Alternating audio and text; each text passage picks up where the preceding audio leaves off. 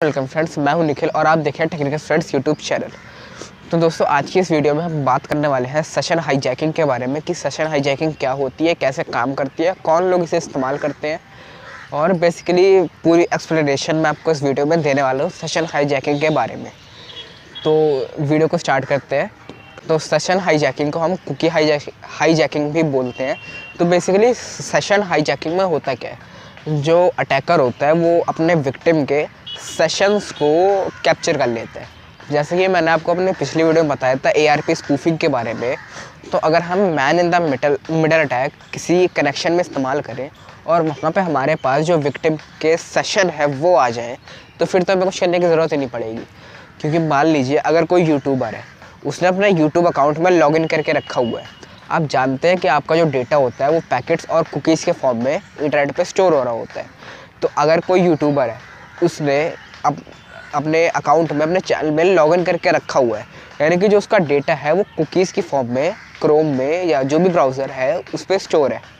अब अगर कोई अटैकर उसी कनेक्शन के बीच में आ जाए और वो वहाँ पे उस कुकी को स्टील कर ले और उस कुकी को अपने ब्राउज़र में इंपोर्ट करे, तो उसे वो भी चैनल के उसी डैशबोर्ड में लॉगिन कर जाएगा।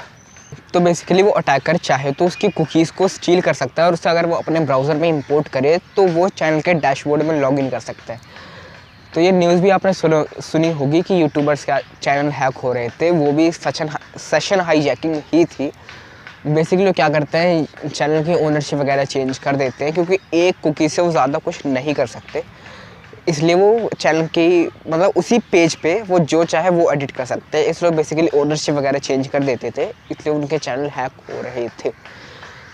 तो इस कुकी स्टीलिंग को हम यहाँ जो कुकी स्टील हो रही है उसे मैजिक कुकी भी कहा जाता है, और ये राउटेड IP के तरीके से स्टील करी जाती हैं cookies. Man in the middle attack के बारे में आपको पता ही होगा, जहाँ पे एक जो अटैकर है वो एक मशीन और विक्टिम के बीच में आ जाता है। तो अगर हम माने कि हमारी जो मशीन है वो पॉइंट A पे है और जो हमारे जो अटैकर है वो पॉइंट B पे है, जो कन्वर्सेशन चल रही है वो मशीन A और C के बीच में चल रही है।